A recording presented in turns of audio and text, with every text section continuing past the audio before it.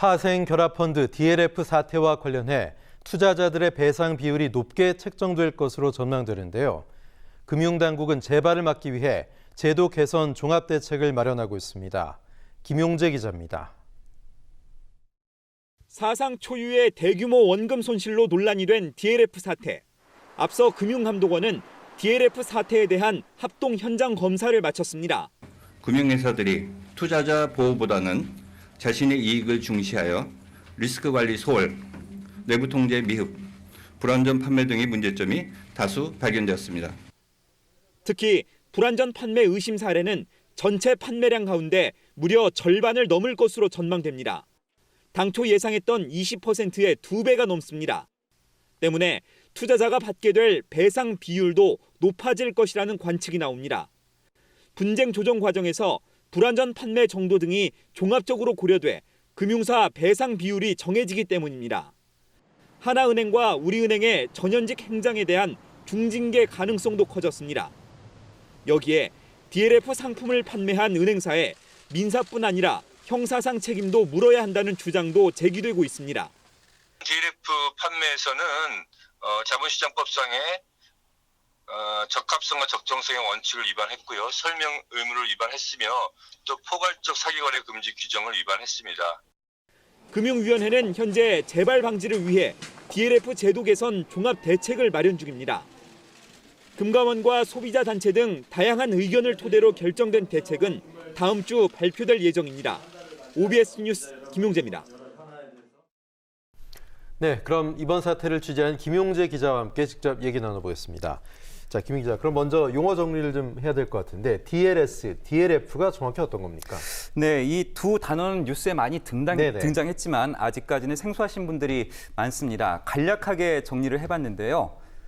일단 DLS는 파생결합 증권이라는 뜻입니다. 단어 자체가 어렵기는 한데 주식이나 주가지수뿐 아니라 금리와 통화, 실물 자산 등 다양한 기초 자산에 투자를 할 수 있는 금융상품을 일컫는 말입니다. 이 DLS에 연계해서 은행에서 펀드 형태로 판매하는 상품이 바로 파생결합 펀드, 즉 DLF입니다. 네, 그러니까 일종의 투자 상품이다 이렇게 볼 수 있겠는데 그럼 어떤 구조로 수익이 나는 건지 좀 궁금하네요. 네, 일정한 조건을 충족한 경우에 수익이 나는 구조입니다. 이번에 가장 큰 문제가 됐던 우리은행에서 판매한 독일 국채금리 연계 DLF 상품을 예로 들어보겠습니다. 이 상품의 조건은 마이너스 0.3%입니다. 즉 만기가 돌아왔을 때 금리가 마이너스 0.3% 아래로 떨어지지만 않으면 최대 연 4% 수준의 수익을 내게 되는 구조입니다. 네, 그러면 바꿔 얘기하면 조건이 충족이 안 되면 수익이 안 내고 손실이 날 수도 있다 이런 얘기네요. 네, 맞습니다. 앵커께서 말씀하신 것처럼 바로 그 부분이 이번 사태의 핵심이었습니다. 금리가 떨어질 경우 손실률은 눈덩이처럼 커지게 되는데요.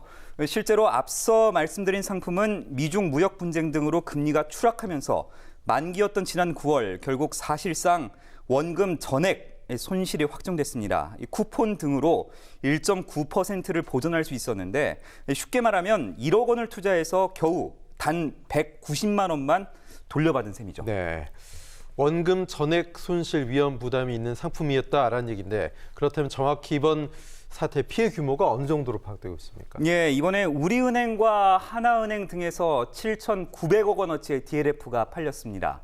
원금 전액을 잃게 된 투자자는 48명, 투자액은 83억 원에 달합니다. 이를 포함한 투자자 전체 예상 손실액은 지난 8월 기준 4,620억 원 수준이었습니다. 네. 네, 이렇다 보니까 은행을 대상으로 소송도 진행됐습니다. 금융소비자단체가 투자자를 대신해서 소장을 냈는데요. 당시 상황 함께 보시죠. 아주 악의적으로 사기적인 행위로 판매한 것이기 때문에 저희가 이번에 4건에 대해서 20억 원 상당의 어떤 그 피해자들을 대신해서 소장을 제기하게 됐습니다. 네, 악의적, 사기적 이런 얘기했는데 이번 사태가 최근 국감에서도 핵심 쟁점이 됐었죠? 네, 맞습니다. 여야 모두 이 불완전 판매이자 사기 판매다. 라면서 금융당국을 강하게 질타했습니다. 어떤 지적들이 나왔는지 화면으로 준비했습니다. 상당히 위험을 축소하고 고객에게 손실이 발생할 수 있다는 것조차 눈 감고 판매에만 몰두했다. 이런 도덕적 해이가 분명히 금융당국이 너무 안이한 거 아니냐. 이거 사실상 시장의 리스크나 데미지 컨트롤 기능을 완전히 상실하고 있었던 거 아니냐. 이런 지적을 안 할 수가 없거든요. 예, 지금 뭐 의원 얘기 봐도 컨트롤 기능을 상실한 게 아니냐, 도덕적 해이 이런 얘기 나오고 있는데 금융당국의 해명은 어떻습니까? 네, 일단 금감원은 금융사의 책임이 더 크다라고 강조했습니다. 국가 경제에 도움이 안 되는 상품을 만들었다라고 비판하기도 했는데 DLF를 도박에까지 비유했습니다. 금감원의 해명 잠시 들어보시죠. 그러니까 일종의 갬블 같은 거를 이 사람들이 만들어낸 것입니다.